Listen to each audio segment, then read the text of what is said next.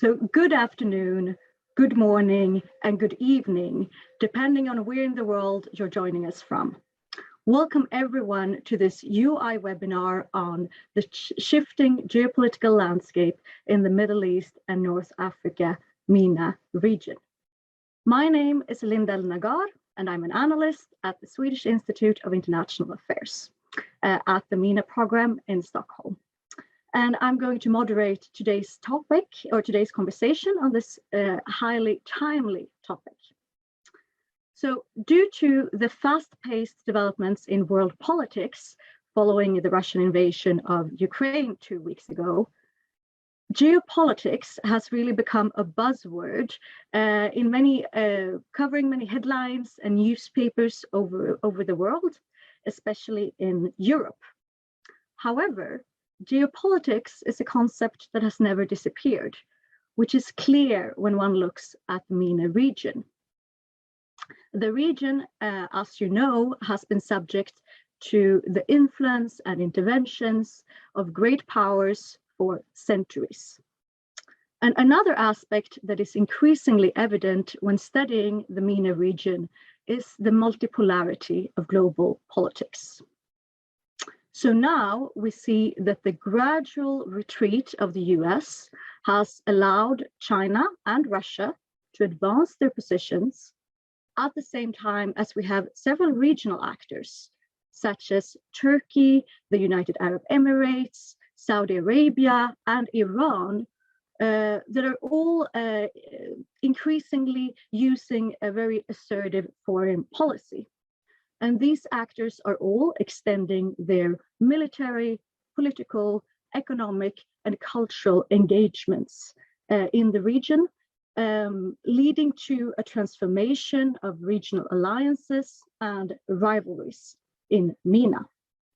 So as you hear, there are a lot of themes to cover here. And with that in mind, this webinar will focus mainly on the following questions. What are the key issues at stake here? And what kind of alliances and lines of conflicts do we see? In which ways do the current dynamics correspond to the historical trajectories of the MENA region? And what does this geopolitical shift imply for the prospects of regional stability, democratic governance, and human rights in MENA? So in order to help us unpack this rather thorny issue, we're very delighted and grateful to have three highly distinguished panelists with us here today. So first of all, and this will be the speaking order for our webinar today, we have Mehran Kamrava, who is Professor of Government at the Georgetown University in Qatar, and Director of the Iran Studies Unit at Arab Center for Research and Policy Studies. We also have Jonathan Fulton, Assistant Professor at the College of Humanities and Social Sciences at Zayed University in the United Arab Emirates, and a non-resident senior fellow at the Atlantic Council. And last but not least, we have Mark N. Katz, Professor of Government and Policies at the George Mason University Schar School of Policy and Government in Virginia, and also a non-resident senior fellow at the Atlantic Council. So a warm welcome to all of you, and also welcome to our audience who's listening to us on Facebook and on Zoom. So the way that we're going to proceed is the following. First, the panelists will have 7 to 10 minutes to give their opening remarks based on their respective case study. So this will be one pertaining to regional actors, and then China and Russia in the MENA region. And then we'll open up the floor to questions from me as well as from the audience. And if you want to ask questions to the panel, please feel free to use the Q&A tab on Zoom or comment directly on Facebook. And you can do that as soon as possible. And I will take in questions from the audience during the entire seminar. And also, if you want to tweet about the webinar, feel free to use the tweet UI events or hashtag UI events. So I'm really looking forward to this, and I'm sure that it's going to be a very interesting conversation. So without further ado, I think that we should get going. So please, Mehran, the floor is yours. Thank you very much. Let me start by thanking UI for this honor of having invited me, and Linda and the team at UI in the background for all the efforts.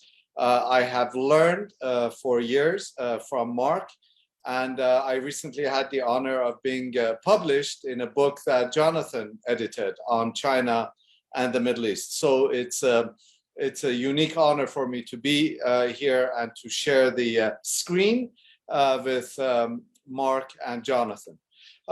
We are, to use a statement, to make a statement that is often used, at the threshold of change in the Middle East and the regions surrounding the Middle East. My charge has been today to discuss the regional alignments in the Middle East. And we are looking at a regional alignment that actually has been formed for about a decade or so, but it is constantly shifting and very dynamic and fluid. Nonetheless, if we look today at the regional alignments in the Middle East, we do see some patterns and some trends that have emerged and have solidified over the last couple of years or over the last decade. And although these are ideal types that we see and there are changes back and forth, nonetheless, some unique patterns emerge. The regional alignment currently in the Middle East resembles a pyramid or a triangle. At the top of the pyramid, we have the regional powers or countries that currently assume the role of regional powers for themselves. On the one hand, we have Israel and Saudi Arabia, and on the other hand, we have Iran and Turkey. And these regional alignments of these regional powers are Saudi Arabia and Israel want to maintain an American engineered regional architecture, security architecture.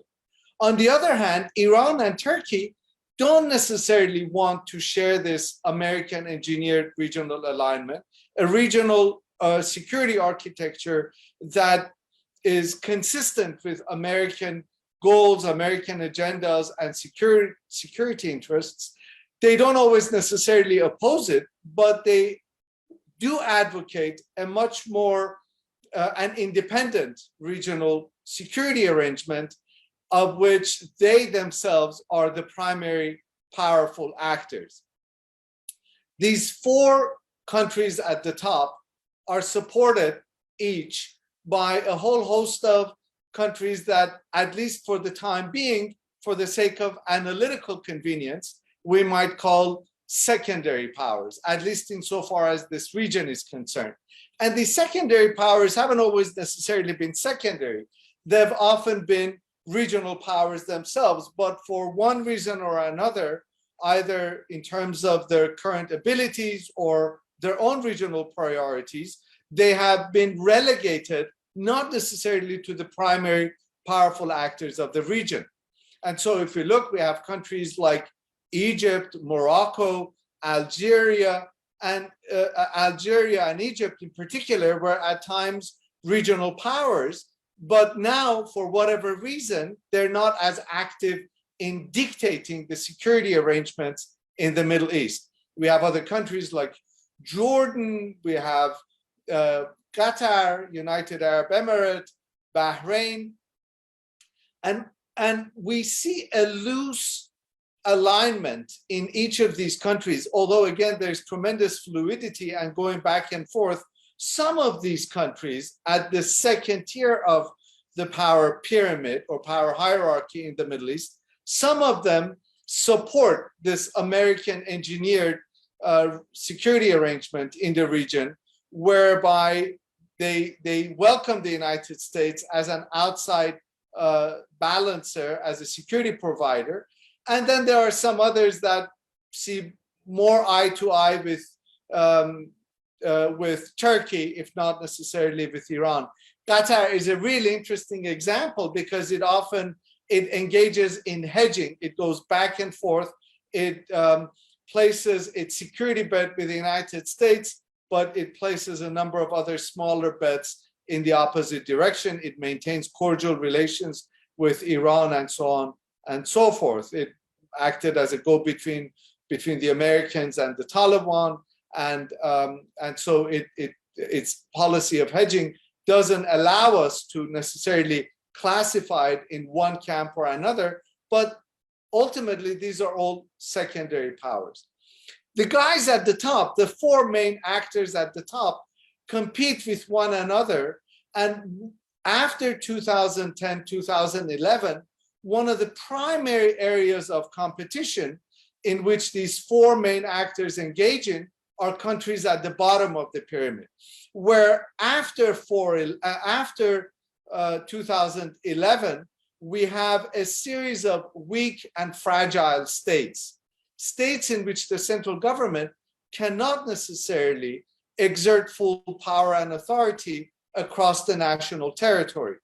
Countries like, for example, Yemen, Syria, Libya, and of course, Lebanon, which has tragically always been at the precipice of civil war.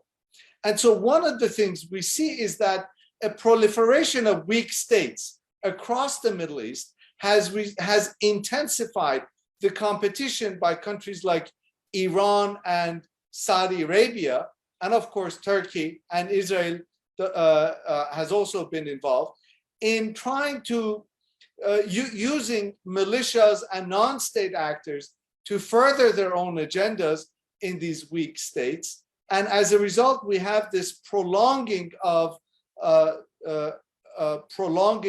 these civil wars. Syria and Libya are primary examples. My time is coming to an end, so let me just end by repeating that these regional alignments are fluid and very dynamic. And based on developments outside of the Middle East, in fact, these alignments may change. We have heard over the last couple of days the shocking news that the United States might even purchase oil from Iran, and of course from Venezuela also. But again, and based on what happens in Vienna with the ongoing nuclear negotiations, again, things could very well change. Nonetheless, we do see this hierarchy that I mentioned, and it has been in place over the last few years. I'll stop here and turn it over back to Linda. Thank you very much, Mehran. That was really interesting, and I think that the example of a pyramid was very useful. So very, very clear to see how we have Israel and Saudi Arabia on one side at the top and Iran and Turkey at the other, and that it's in relation to where they want or what they think of the US presence in the region. So thank you for that. There are quite a few aspects, of course, that we'll get back to. You mentioned that Qatar is hedging, for example. I think that hedging in general in MENA has been, well, a theme in the past weeks. So we'll get back to that. And of course, we'll get back to the JCPOA as well. Now I would like to hand over to Jonathan. Please, the floor is yours. Thank you, Linda. And I have to echo Mehran. Thank you so much for the invitation. Thanks to the team at the UI. This is a really great event and a real honor to be doing it with Mehran and Mark, who are, giants. It's really quite flattering to be working with these guys today. I thought that was a real tour de force he just offered, and something that, because I focus on China in the Middle East, I've been getting, of course, a lot of lunches and coffees lately where people are trying to understand what's going on. And it often seems to be seen in this lens of this kind of superpower narcissism. It's the US or it's China. And I think what Mehran brought up was really useful, that there's a lot of agency in the Middle East. And we've seen so many changes in just recent months where, I'm based in Abu Dhabi. We're seeing the Crown Prince of Abu Dhabi going to Turkey. We're seeing people talking to Iran. The landscape really is changing a lot. And I think local actors are responding to a lot of these systemic pressures. And it makes for a very fascinating but unsettling period.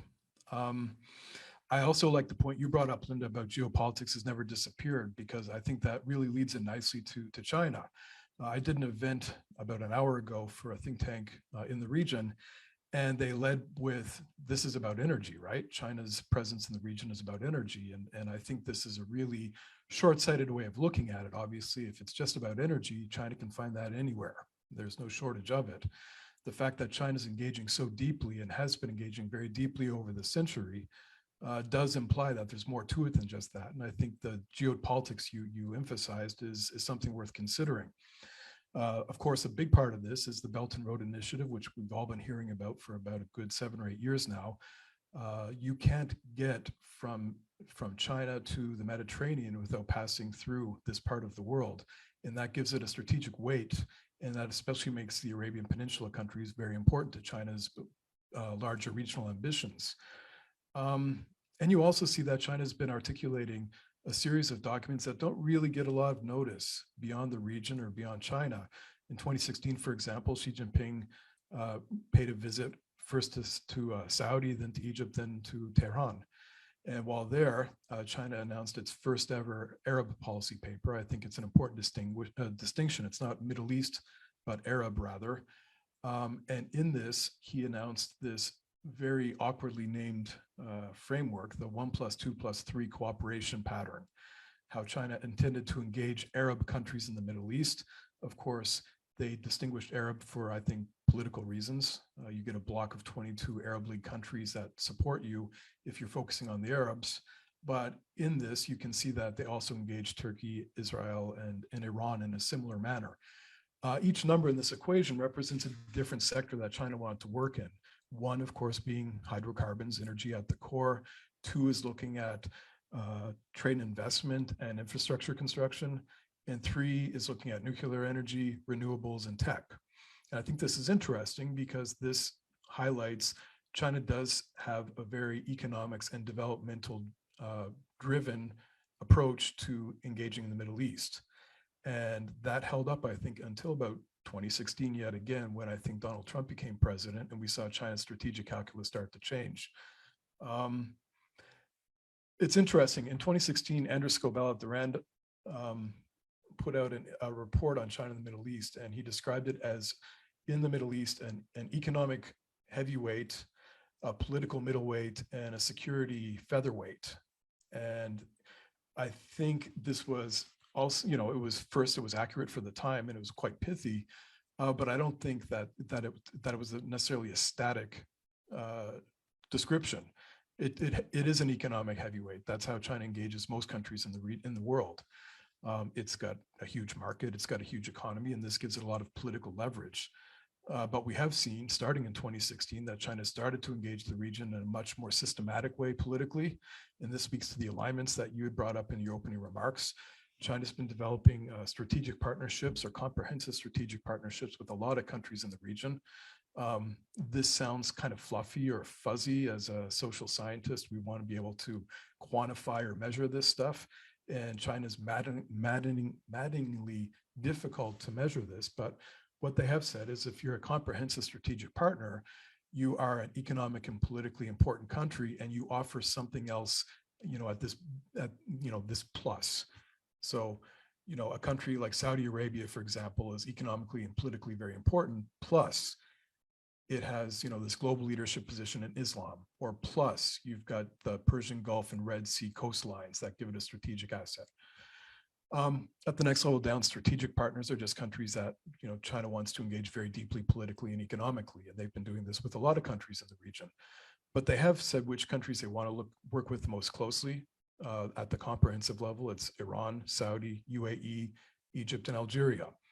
And when you look at the countries where they've been expanding their presence, they've been engaging in a wider range of issues, those countries are at the top tier.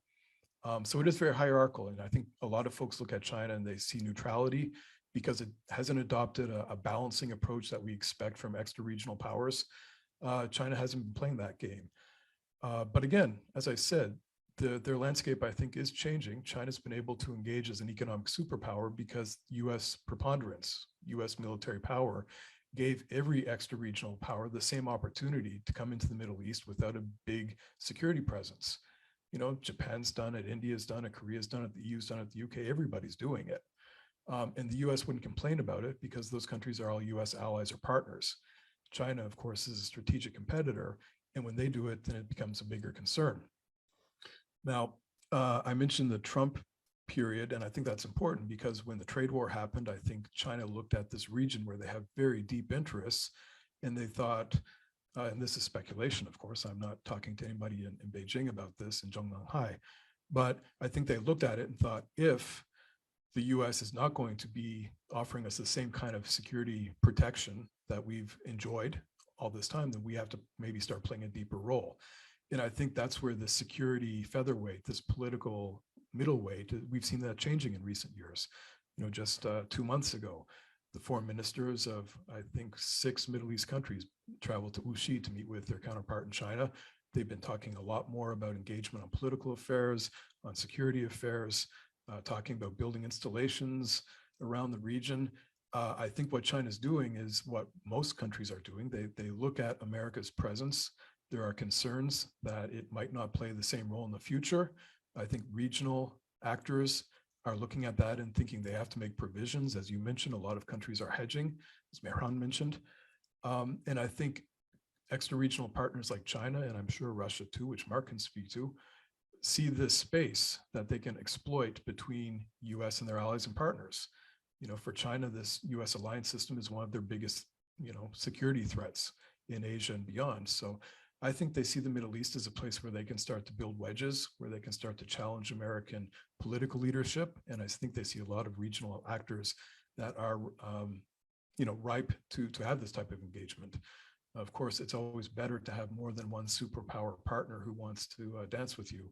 And I think that's what we're seeing. So I would love to hear what Mark has to say about Russia's perspective. I'm going to stop here, but I look forward to any questions you guys might have for us afterwards. Thanks.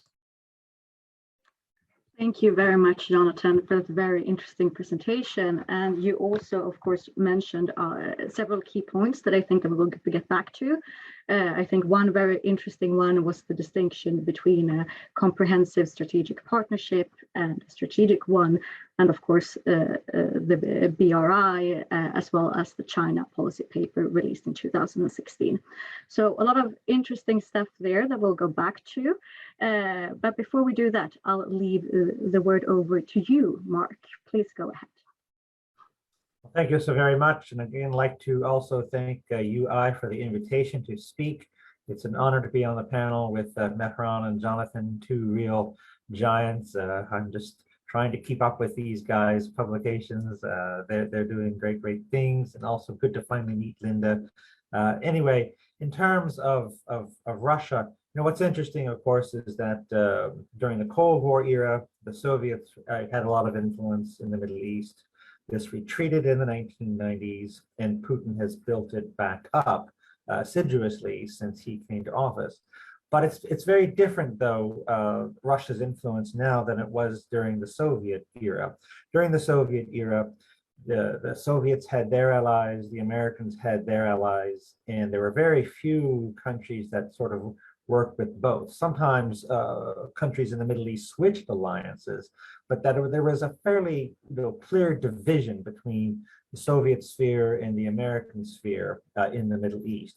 What's fascinating now is that under Putin, Russia now has good relations, relatively good relations with pretty much every government in the Middle East, including each and every American ally in the Middle East. And that, I think, is absolutely fascinating.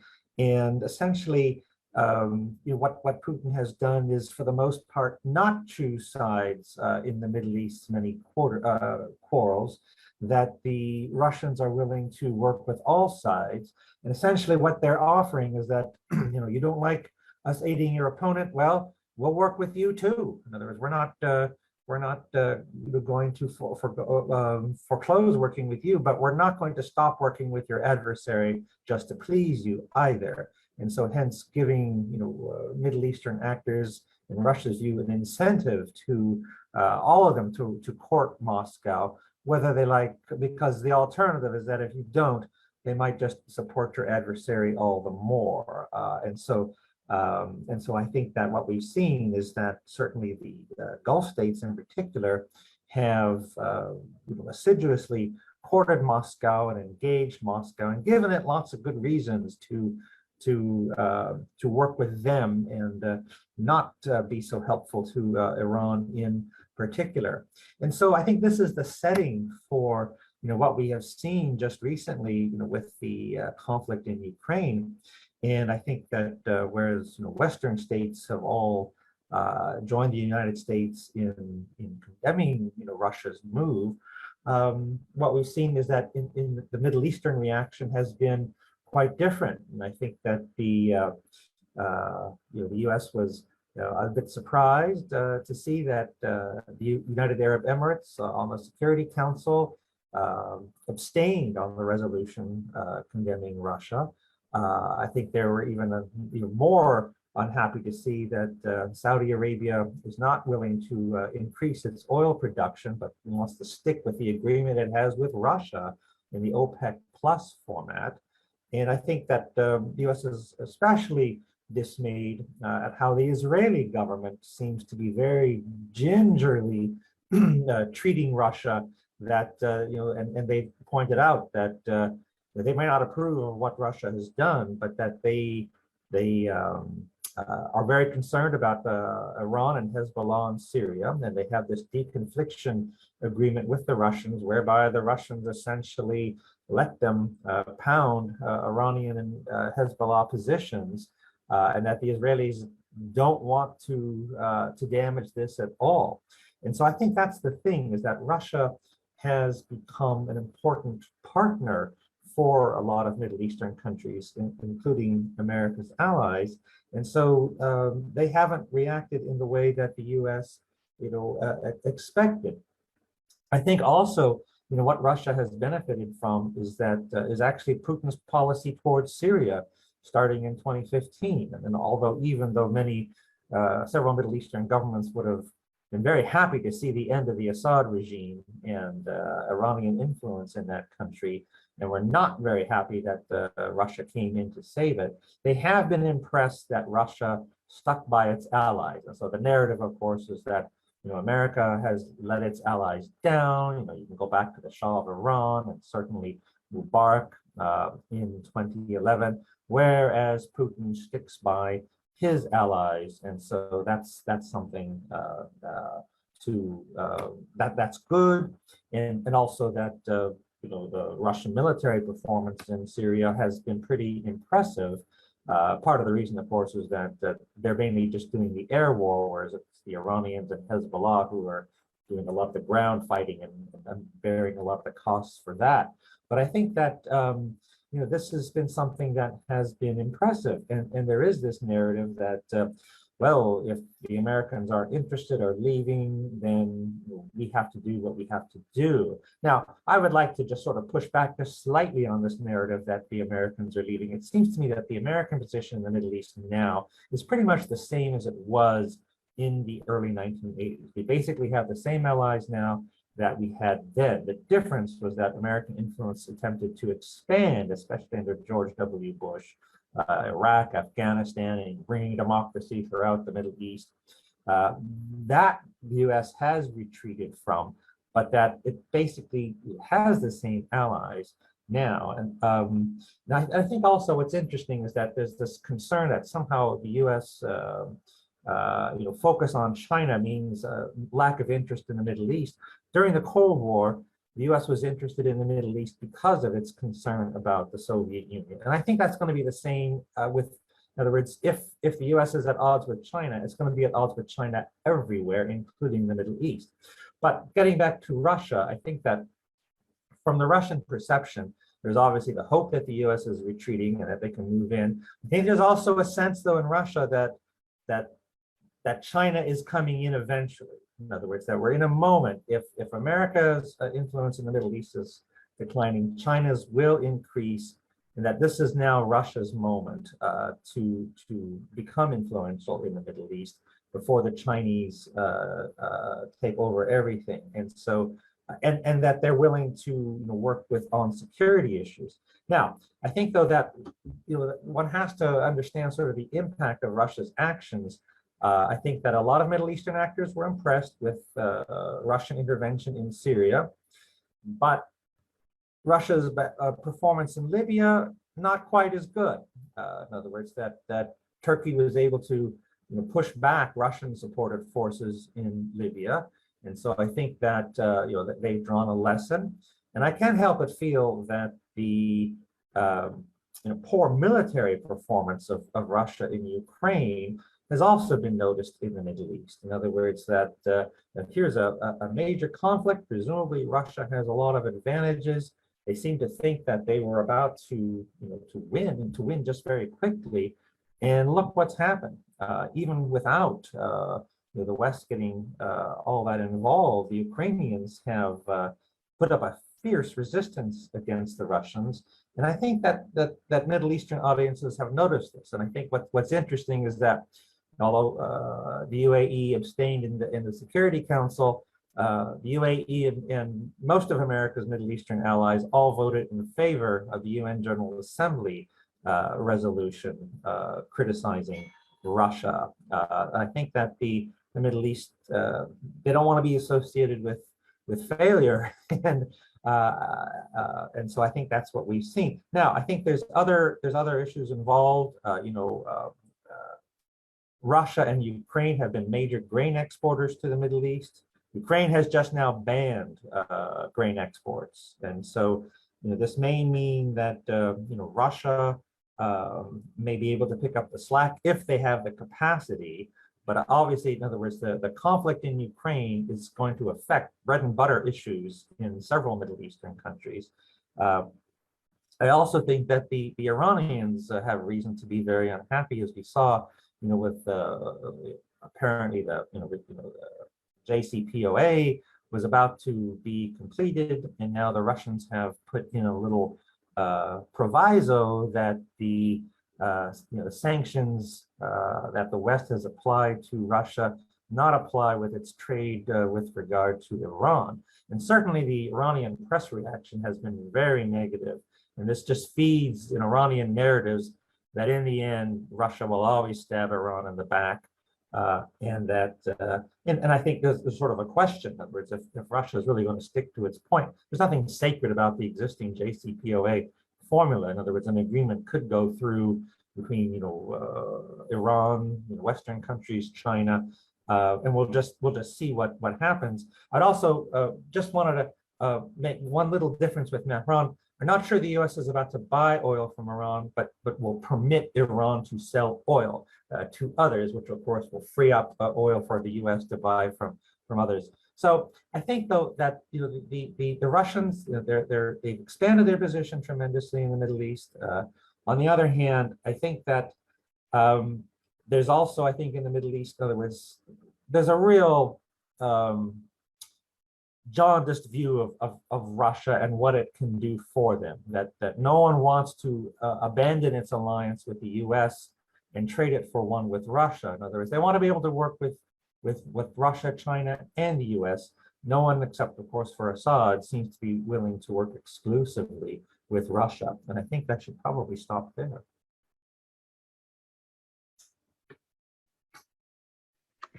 Thank you very much, Mark, for this very, very rich presentation. And you also mentioned, well, quite a lot of aspects that we'll go back to.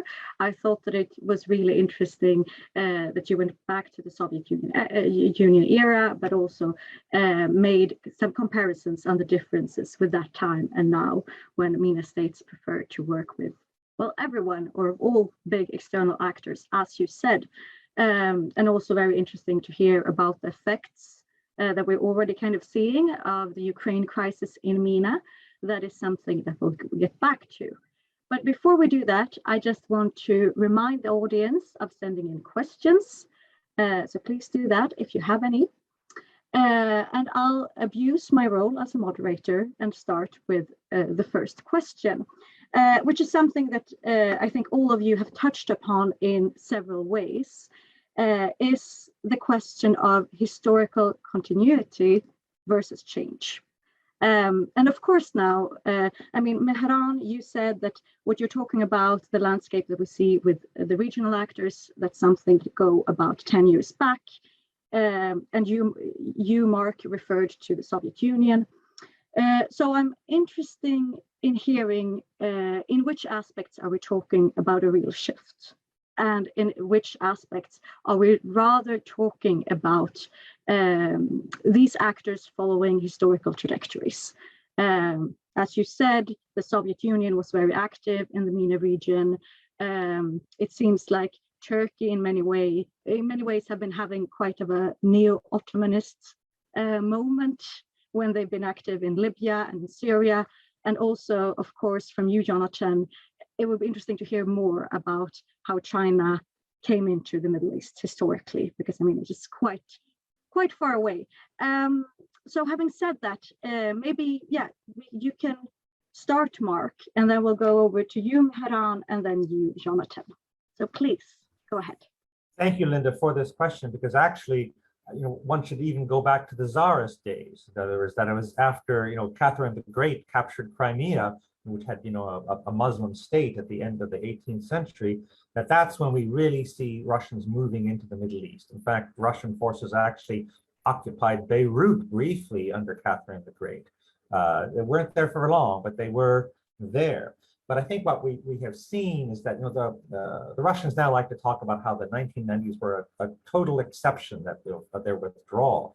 But in fact, we've seen several instances of advance, retreat, advance. In other words, under Catherine the Great, they moved in, but with the Napoleonic Wars, they pulled back. After those wars, they under Nicholas I in particular, they were very, very active in their influence in the Ottomans. They even helped protect the Ottoman emperor against rebellion from Egypt and got lots of concessions. But then there was the disaster of the Crimean War in the 1850s, and they even had to submit to limits on their navy, even in the Black Sea. But they slowly but surely, built back up their position. Another war with the Ottomans in the 1870s. During World War I, or leading up to World War I and during World War I, despite how badly they were doing against Germany, they were actually doing pretty well against Turkey, and getting a lot of their long-standing goals. And then, of course, there was the disaster of the Russian Revolution, and they had to fall back again. And we saw even this. Even with the Molotov-Ribbentrop Pact, in other words, an Nazi acknowledgement of the Soviet interests in the direction of the Gulf. In other words, that they had this, Stalin had this in mind. But during World War II, after the German attack, they can't deal with the Middle East. They have to, work with Britain in particular, so they can't challenge it. Once the whole World War II is over, they advance into the Middle East, and then with the collapse of the Soviet Union, they retreat. Under Putin, they advance again. So it seems to me, in other words, that we may, in other words, is Russian influence there to stay, or will in fact the historical pattern of Russia having to pull back from the Middle East, not because of any defeat there, but because events in Europe or in Russia itself force it to concentrate on elsewhere. In other words, the Middle East has always been less of a priority than Europe, and of course, Russia's own internal affairs. And it seems to me that we are probably heading at some point to a crisis of, the transition to the post-Putin era. And I have the sense that it would not be surprising if we see Russia pull back from its extended positions in the Middle East. And I think also now that they've gotten themselves involved in Ukraine, they only have so many resources, and we always seem to look at the Russians as being all capable people, but it strikes me that they devoted so many resources to Ukraine that this is going to limit what they can do in the Middle East and also there.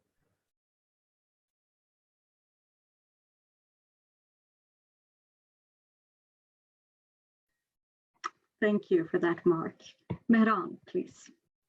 Thank you. I don't have Mark's depth and breadth of history to kind of go through this amazing tapestry that he painted for us so expertly. I'll just say this. If we look at the Nixon doctrine, Nixon doctrine was based on the so-called twin pillars policy. It was actually 1.5 pillars. And the 2 pillars of American security interests in the Middle East at the time were Iran and Saudi Arabia. And in many ways, we've seen history repeat itself. What we see is the twin pillars policy of the Trump doctrine. This time, the twin pillars were Saudi Arabia and Israel in different ways.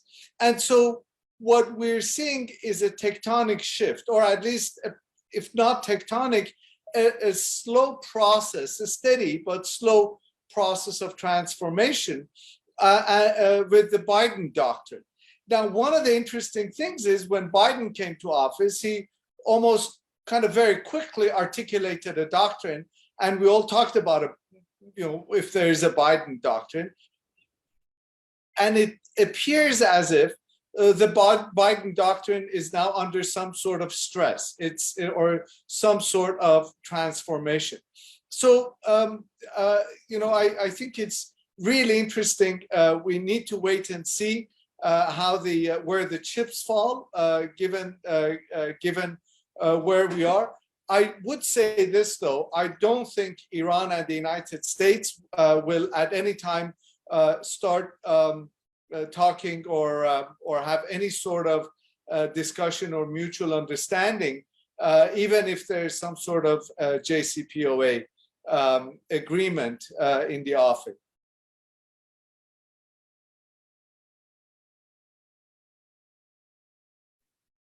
Okay, thank you very much, Mehran. And the floor is yours, Jonathan. So if you've been reading a lot of these rather tedious official documents that come out of China every time they meet one of their Middle Eastern counterparts, they always resort to history, the Silk Road, the long civilizational ties.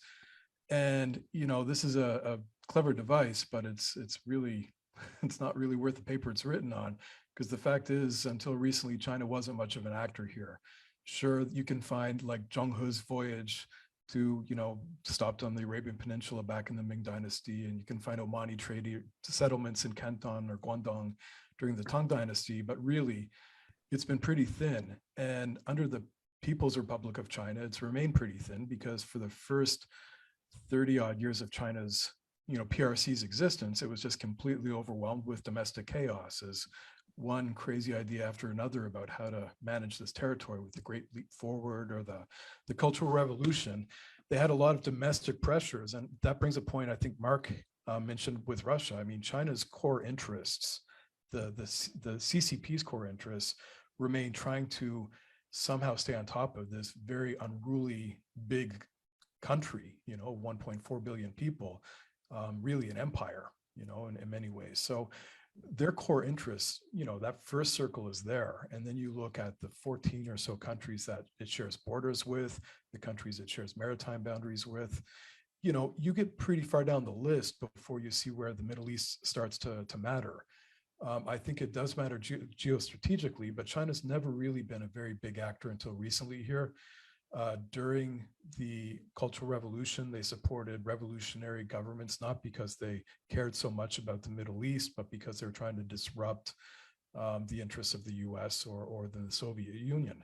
So, China's often looked at the region through that kind of great power lens. What can it get out of the region, mostly economic, and how can it engage in a way that, might buy it some time with the US or with the Soviets or maybe Russia these days? It's hard to say. And I think that's something we should keep in mind is, like Mark said about Russia, we tend to assume that China's this monolithic giant that has tremendous resources and capabilities. Very few people in the Middle East know very much about China. I ask my Emirati students, tell me about China, and they say it's the biggest, it's the greatest, it's the strongest, it's the richest, all these superlatives. And then I'll say, okay, name a Chinese person, like any Chinese person that you can think of. And they always come back with Bruce Lee, who I'll mention is from California, which disappoints them. They don't know much about the place, and China doesn't know much about the region yet either. I mean, they're developing a capacity. They've done a lot in a short time. But when you compare with, say, the US, where every senior US official for the past 3 administrations, cut their teeth in the Middle East. They were either here in Iraq governing or they were in the military. They all have deep networks. They all have deep experience. They have, they know the region very well. China doesn't have that yet. So it's still, there's a lot of factors we have to keep in mind. People aren't culturally comfortable with it. It seems very far away. It seems very unusual. It's very foreign. And despite the frustrations many people may have with, the West, whatever the West is, or with the US, the fact is I teach at a federal university in the UAE, and it's all in English. My students are very culturally comfortable with, the US and its broader, footprint around the world. When they think of China, they're thinking about largely an abstraction. And I think this is something that we all have to kind of keep in mind, because I absolutely do believe that China's developing a deeper presence. And I think they're doing it in a very systematic way, but I don't think it's a given yet. I think there's still a lot of ground they have to cover. And, as the point that Mehran made about the fluid dynamics within the region also exist at the international level. I talked to a lot of people from different European embassies and think tanks, and Europe is looking at a different approach to the region. The Indians are thinking about it. The Japanese are thinking. Everybody is thinking that a more multipolar international system is going to affect interests in different regions. And the Middle East is one that's especially volatile, I would say. And I think it's not just a matter of which great power steps in to fill vacuum. I think you see a lot of second level powers also hedging in the region and trying to find out how can they secure their interests in a pretty volatile place. Thank you for that, Jonathan, and great thanks to all of you for your very encompassing answers. I think that, since we're talking about continuity and change, and since it's highly topical, we've already touched upon it. I think that we should now go into the whole Ukraine war crisis and its effects, its potential effects on MENA. And as mentioned already, many in Europe were very surprised by Russia's actions, while the MENA stands as an example that great power politics really never disappeared. I mean, we have the invasion of Iraq, we have the invasion of Afghanistan, which are both cases in which international law were set apart or set aside. So please, could you say something about this? For example, Mark, you've already mentioned some of the direct effects on the grains from Ukraine and Russia. So it would be interesting if you could develop that. And you also mentioned, which I thought was really interesting, the fact that Russia, although it might try to act as an empire, might not be able to keep its positions as it is now in MENA. So please, again, Mark, if you could go first, and that we can basically do the same order. So Mark, Mehran, and Jonathan, please. Thank you. I think one of the things that, despite whatever, disappointment there might be in the US about the reaction of certain Middle Eastern governments that are allied to us, I think the real truth of the matter is that the US has this huge alliance network across the world, but that its different allies have different prioritizations with regard to whom they regard as their main adversaries. So in lots of European countries see Russia as the problem, lots of Asian countries see China, and America's Middle Eastern allies tend to see Iran as more a threat to them than anyone else. And they've see relations with Russia as a way to somehow restrain Iran, and therefore, if the U.S. is going to ask them to, join them in condemning Russia, they just don't see it as being in their interest. They can't afford to work against Russia, and so I think that's part of of the understanding that we have to have about these relations. It's not even so much of a moral judgment, although, and I think that there's also, of course, a lot of unhappiness is that, why is the West so concerned about the terrible things that are happening in Ukraine, and they've been less concerned about the death and destruction that have been wreaked upon other parts of the world, including the Middle East, that we don't seem to have the same sort of revulsion against that. So I think that this is all part of, I think, the reaction. And then I think in terms of Russia, Linda, you did mention at the very beginning that we should talk about the impact on human rights, and we haven't done that yet. I think that for many Middle Eastern governments, which are authoritarian, that one of the benefits of relations with both Russia and China is that Russia and China don't really bother them about human rights. Now, the truth of the matter is that the US has worked with a lot of authoritarian governments as well, but does from time to time talk about human rights, but obviously this is too much for some of those governments. What I think is interesting, Jonathan mentioned how during the Maoist era, China supported revolution. I think also obviously during the Soviet period they did too. What I think is interesting now is that there is no external great power supporting the forces of change, if you will, in the Middle East. In other words, that in the 20th century, we had Maoist China doing this. We had the Soviet Union doing this. The US was trying to stop it. We had the George W. Bush administration with its grandiose hopes to spread democracy. That was an attempt to sort of guide the forces of change. But right now, none of the external powers are working toward this. And as we all know, in the Middle East, that sort of the demand for change is there, and it manifests itself periodically.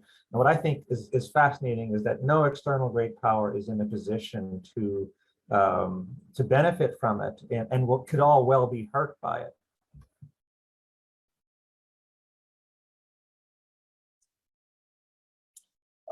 Thank you. Just to build up on what Mark said, first of all, I think as the events are developing, we all have much more questions than we have answers, and we don't quite know exactly how events are going to turn out. I will just say a couple of things, however. First of all, just to reiterate what Mark said, while there's tremendous sympathy for Ukraine that we see, at least on social media in the Middle East, there's also a fair amount of finger pointing and highlighting the hypocrisy of Europe in particular and the hypocrisy of the United States.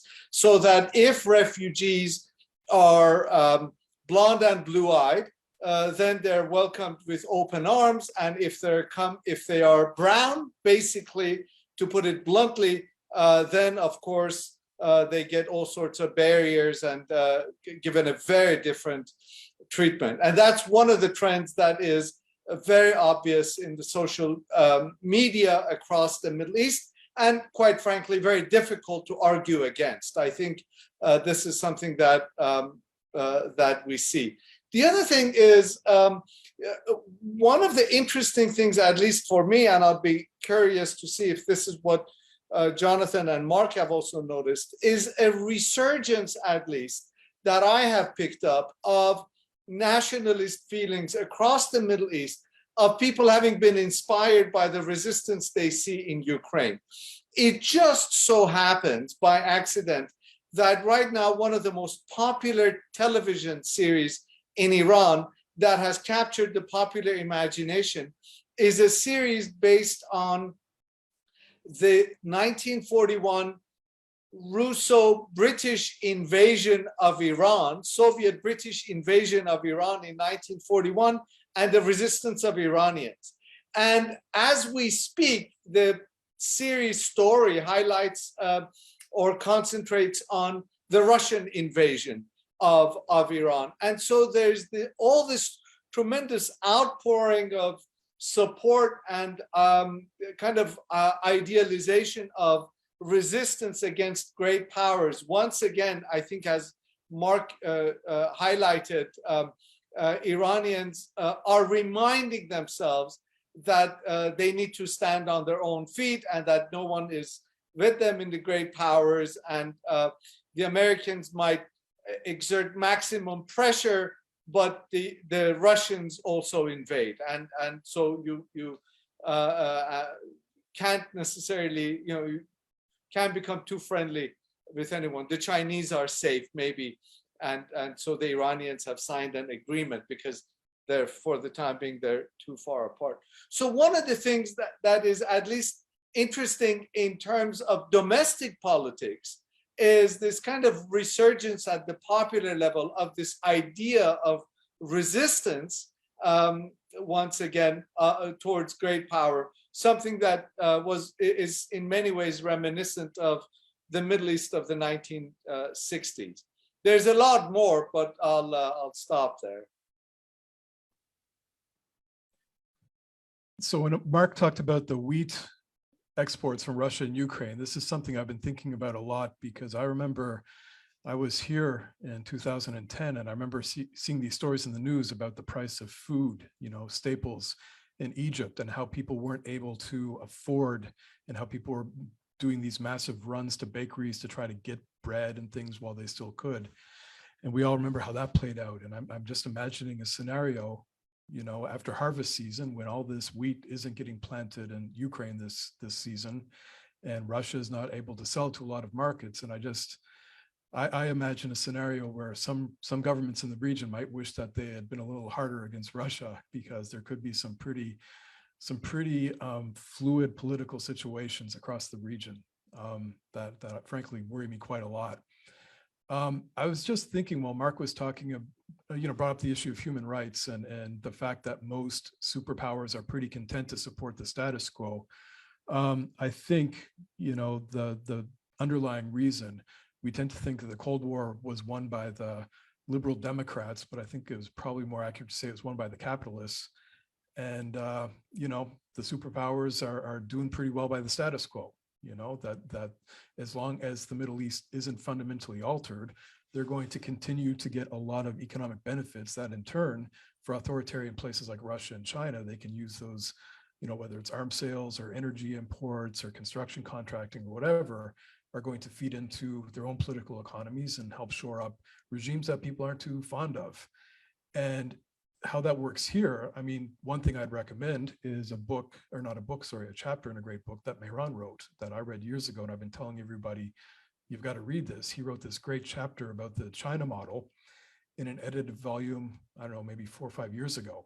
And I keep going back to it and telling people, you've got to read this, because there's this assumption that China has the secret sauce. How do you build a strong state with economic reform without political reform? China's done it, and of course, a lot of countries in the Middle East would like it.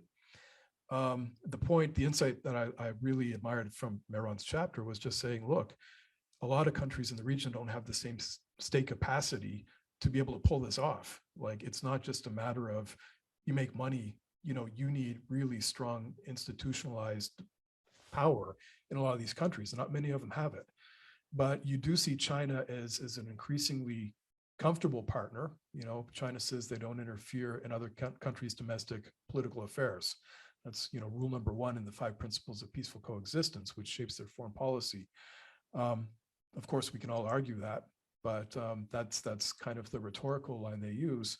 And it's a very excellent juxtaposition for Middle Eastern leaders who are tired of hearing about the values of liberal democracy and human rights from, fundamentally, a lot of countries that got rich by plundering the wealth of the rest of the world, and then using it to build great museums and castles and, family dynasties and all this stuff.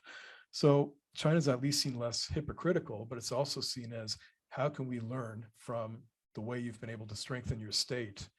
And of course, China doesn't face the same kind of export issues that, say, the US does, or the many EU countries, where there's less oversight. You want to buy surveillance technologies, we'll sell it to you. You want to buy all this stuff, it doesn't have to pass by a Senate Foreign Relations Committee, or it doesn't pass by Congress. It just passes by the CEO and the big guy. So it's definitely making inroads. And I think in that case, if you're somebody who's concerned about human rights in the region, you're going to have a pretty bad taste in your mouth. But at the same time, every action inspires a reaction, right? And like everybody's just said, there are a lot of people who are very unsatisfied with how this region works. And if things start to get even more rigid and more authoritarian, you can imagine where some of those things that are being imported from Beijing are going to actually cause a reaction. That on top of food prices that are being driven by Russia's invasion, you can see how these two countries are going to be on maybe the right side of the state, but on the wrong side of the publics. So it's a pretty, again, this is one of the problems with geopolitics is there's so many different lenses we have to look through, and it's just really impossible to keep your fingers on all of them all at once. That is indeed very true.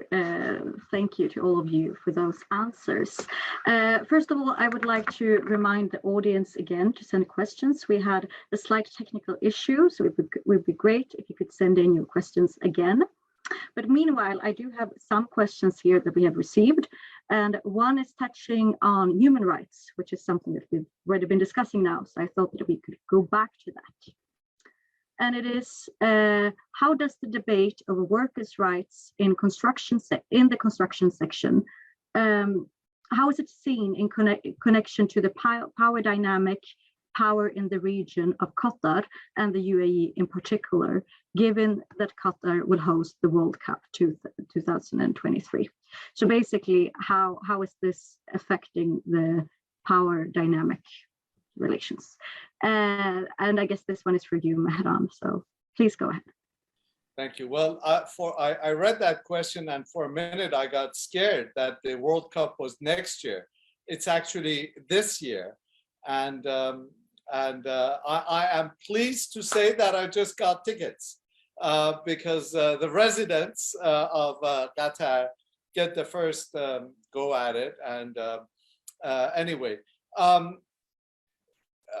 The topic of workers' conditions and workers' rights is huge, and every time I talk about it, I feel like I need at least 3 or 4 hours to do it justice. But very quickly, there is absolutely no doubt that migrant workers anywhere in the world, whether they are strawberry pickers in California that migrate from south of the border, or they are construction workers here in Doha, that the migratory work cycle lends itself to abuse. At the same time, I think we need to understand that over the last several years, primarily because of the detailed and intense international attention on the issue, there have been fundamental changes and improvements that have been made to the conditions of workers, at least here in Qatar, that I'm aware of. In fact, the International Labor Organization, which has an office here, has called the labor regime, the legal regime around labor here in Qatar, as a role model, as a model that ought to be adopted and emulated elsewhere. Now, what is interesting is that what I just said is something that many in other parts of the world simply don't want to hear. That there's been an assumption that's been formed that workers here are under slave conditions, and no matter what the government does.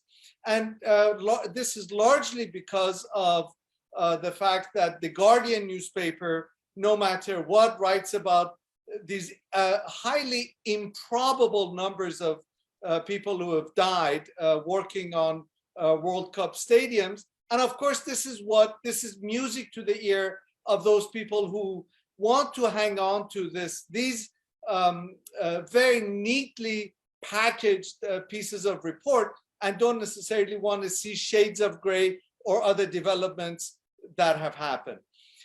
This is not to dismiss the difficult conditions, the abuse that goes on, the difficult conditions in which workers live and work. But I want to also highlight the fact that fundamental changes and improvements have happened, largely because of international media attention, because of the World Cup, and I think we need to have a much more nuanced understanding. It just so happens that I have studied this issue, and I should say that incidentally, the abuse of migrant workers, there's an entire migratory cycle that starts with the recruitment at the local towns and villages, and goes all the way. And what we see in construction sites is only one dimension of a much larger migratory cycle that is unfortunately and tragically rife with abuse from the very start, that starts at the recruitment stage and continues. And anyway, so I'll stop there. I know I've raised more questions than answers, but that's the nature of our trade, unfortunately. Thank you very much for that, Mehran. No, I think you were clarifying, but at the same time, yeah, I mean, there's a lot to pick up on there, and we could continue discussing. So I have a question for you, Jonathan, about, I'm wondering whether you could go more into the Belt and Road Initiative and the BRI. You know, that many really describes as the crown jewel of Chinese foreign policy. But I think that to many, it's maybe quite vague what it means in terms of projects and actual investments in the MENA region. So if I got it right, you mentioned that it's especially palpable in the Gulf region. So please, could you develop on this topic? Thank you. That's a dangerous question. We could be here all night, Linda. Get me talking about the BRI. It is difficult to understand because I think it's vague by design.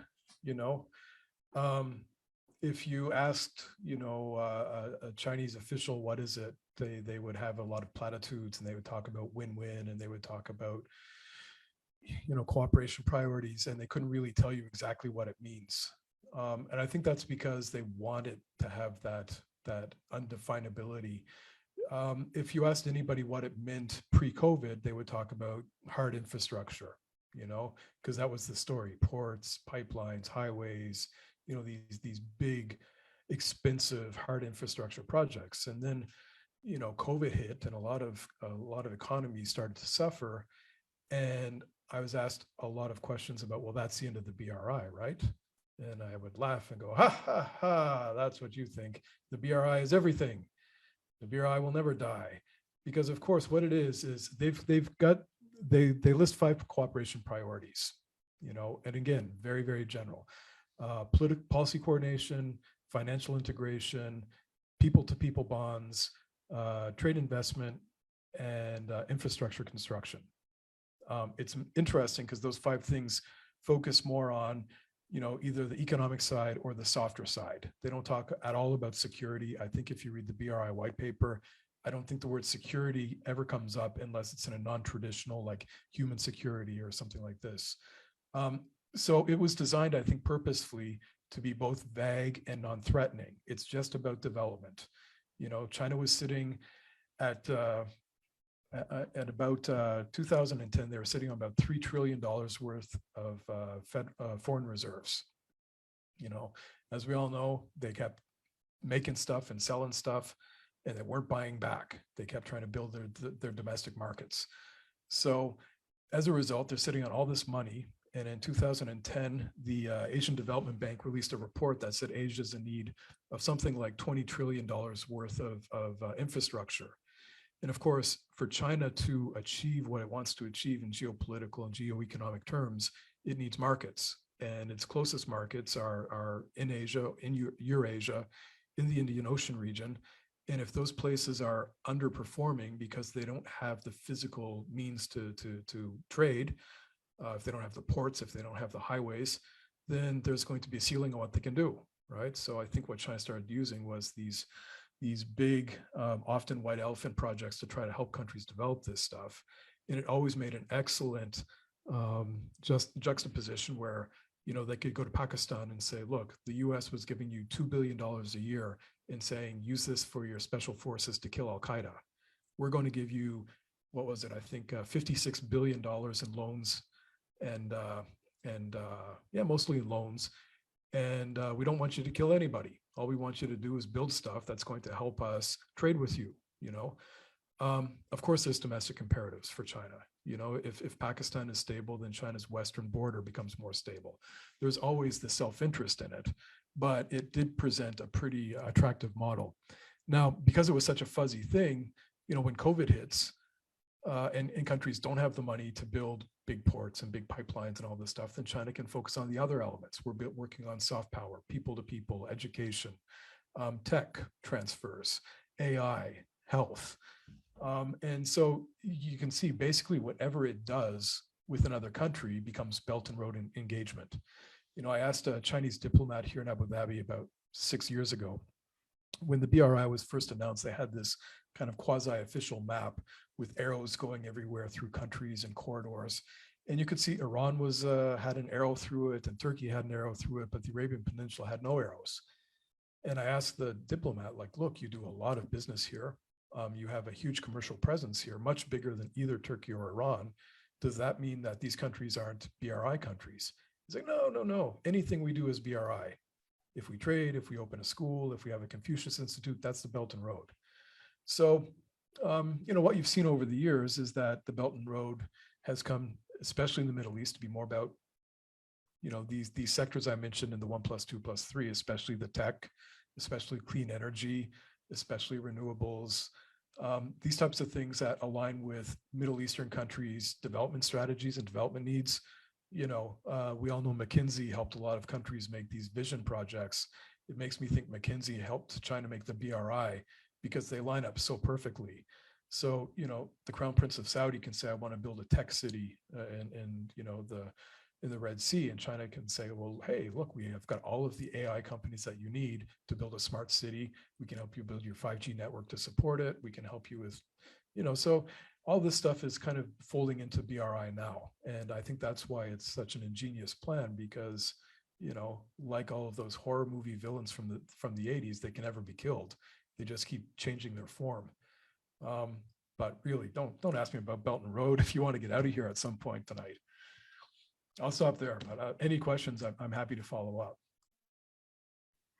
Thank you for that, Jonathan. Yeah, I do have a follow-up question on that, actually, because since you mentioned the concept of soft power and you mentioned the Confucius Institutes. So I'm just wondering if you please could clarify, what are they? They also have other sort of cultural institutes, right? Like, how do they work? What does China hope to get out of it? So that's the first one for you. But then, of course, we're going to go around the table. So I also want to hear how soft power does play out, if it plays out in your respective case studies, Mehran and Mark. I'm thinking of, when it comes to you, Mehran, I'm thinking of Turkey, for example. I know that, or my impression is that Turkey tries to be a defender of Muslims, for example, around the Middle East. Is that a form of soft power? And also, please enlighten us. When we think about Russia, I think that many, especially now, think a lot of the hard power. Are they using soft power in any ways in MENA? So please, if you could go first, Jonathan, and then we'll go over to you, Mehran, and then to Mark. Sure. So China, it's interesting because soft power, as defined by Zhou Nai, is kind of an organic thing. It's the attractiveness of a country's cultural products or of their foreign policy or of their political ideals. And you can see that here. So I lived in South Korea for 5 years in my 20s. And when I moved here to Abu Dhabi, I was shocked, you know, way back in 2006, that my students were very passionately interested in learning about my time in Korea, because they loved these soap operas and these, you know, syrupy movies and these terrible pop songs. I love South Korea, and I think that, you know, they've got amazing film industry and great, beautiful cultural products, but the K-pop, but my students love it. And, you know, you mentioned Turkey. Turkey's huge here. You'll find Japan. You know, my oldest son, I can't get him interested in China at all, but he loves manga and anime and Japanese film. And these are things that are, you know, designed by the creative classes in these countries. They're not top-down, state-developed products. These are creative people that live in an ecosystem that allows them to make something that people like and appreciate. In China, the creative class is, well, it's under severe restrictions. There's a lot of self-censorship because everything they make has to get past the party. And there are wonderful Chinese films, but they're almost never made for a domestic audience because nobody can see these things. So most of the cultural products that are made in China are essentially propaganda. They're made to glorify the party, to make people in the party feel good about their very heavy-handed control of the state. That doesn't travel. Like people, we've seen it here where they try to give hip hop songs about Xi Jinping or hip hop songs about the Belt and Road Initiative. Like that's what teenagers want to hear, right? So it doesn't travel. It's not meant to travel. It's designed for a domestic audience. What they do send for their cultural products are often ancient things like beautiful ancient poetry or calligraphy or things like this, but that's got a pretty limited market share. Not a lot of people are going to spend a lot of time on Song Dynasty poems. They want manga, they want K-pop. So on the one hand, you've got China's using other soft power projection tools, which are often media or educational tools, which are very attractive, again, to government actors because they use this stuff in a way that reinforces state power, but they're not really reaching the people. And in that case, China's soft power projection is really pretty clumsy. It doesn't really take off at all.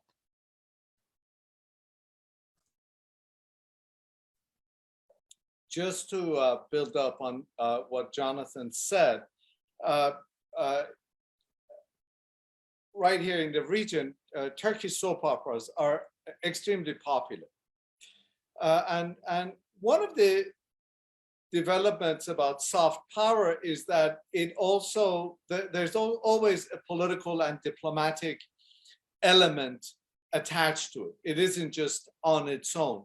I remember reading back that, for example, during the Khatami era, when Iran presented a kinder, gentler face of itself to the region, Iranian soft power across the region was on the rise.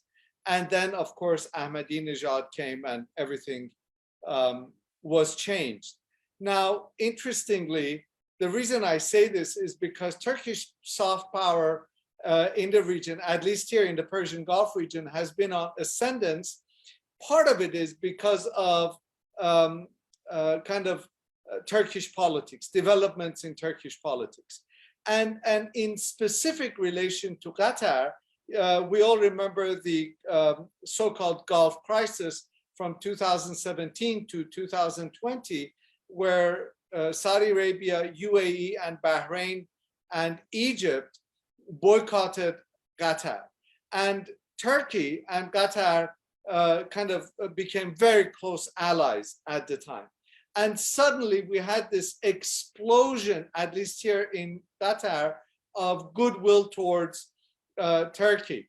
And I'm Iranian, but everywhere I went, people would kind of embrace me. Are you Turkish? Because they knew I wasn't Qatari. And then they'd be little disappointed when I would say, no, actually, I'm from Iran. But interestingly, Turkish cuisine, Turkish soap operas, cultural exports, Turkish cultural exports suddenly became quite pervasive. Just before I turn it over to Mark, let me just say one thing. We think of Turkey, United States, Europe, and some of these major powers as holders of soft power.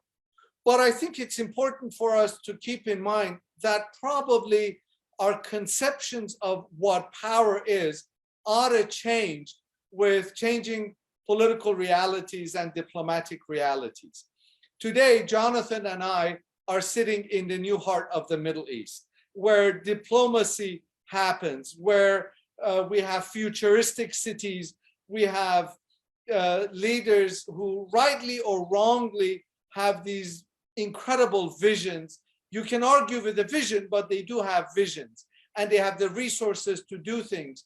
I am sitting at the place from which Al Jazeera kind of emanates, and then we also have other sources of influence and agenda setting. And so I think we need to probably rethink some of our traditional conceptions of what power is, including soft power, because certainly Qatar, United Arab Emirates, they have some sort of influence.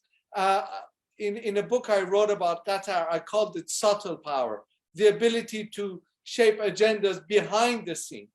We can talk about that, and I don't necessarily want to sell that concept, but I do think it's important for us to begin to think in terms that don't necessarily, that aren't necessarily a product of the 1990s and even the early 2000s. Right. Well, I don't think there's a Russian popular culture that's especially appealing in the Middle East or pretty much anywhere else. But Russia does have some soft power in this region, and one is through with the older generation. In other words, all these thousands of students from the Middle East who studied in the Soviet Union. So sort of the shared experience. So their knowledge of Russian might not be very strong, but they kind of form a solidarity group, and the Moscow has kept in touch with a lot of these folks. So there's sort of there's a positive feeling between them.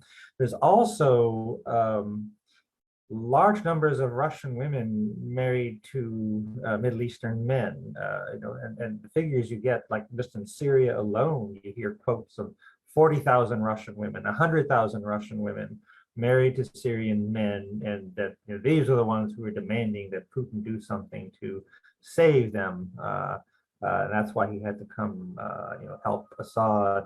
And so I think this is something that's also there. In other words, that there is a lot of Middle Eastern students who went to the Soviet Union, married Russian women, and went back with them. And so you have families. I think, in the case of the UAE, there was a case of their ambassador to Russia, whose mother was Russian, and he actually was a bridge to that society. So there's that. Also, the Orthodox Church, has links with other Orthodox churches. I think the role of the Orthodox Church is very interested in what's happening in Syria. In other words, that they're there for the defense of fellow Christians. That this is something that links them. Of course, there's links with other the Coptic Church in Egypt, in Lebanon. In other words, where you have significant Orthodox Christian populations in the Middle East, that the Orthodox Church in Russia has ties with them all.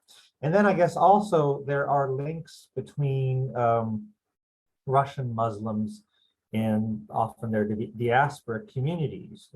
Some of these who have left in the 19th century, that there are Circassians, for example. A lot of them are still bitter about Russia, but what's interesting is there's Russified Circassians, and there's an outreach between them. And Jonathan and I know this one scholar, Diana Galieva at Oxford, from Tatarstan, and there is a very active relationship between the Russian Muslim republics, Tatarstan, Chechnya, Ingushetia, Dagestan, others, and various Middle Eastern. In fact, they kind of seem to have like divided labor. I think there's one that sort of supports the UAE and another supports Qatar, or something like this. That there are these links. That's for sure. So the soft power element is there. It's kind of I think sort of surprising for Westerners that they often just don't realize that these are there, because it's not sort of the kind of the obvious soft power that we see emanating from Japan or South Korea, or even China, I would say. That Russia doesn't have that kind of soft power, but it does have some. And what's interesting is the role played by Russified Muslims and how they have now brought up this first Soviet ambassador to Saudi Arabia, Hakimov. I think he was Tatar, and they emphasized the great role played by Hakimov in early Soviet Arab relations. So there is some, even if it's not as strong as we would or the Russians would like. Thanks.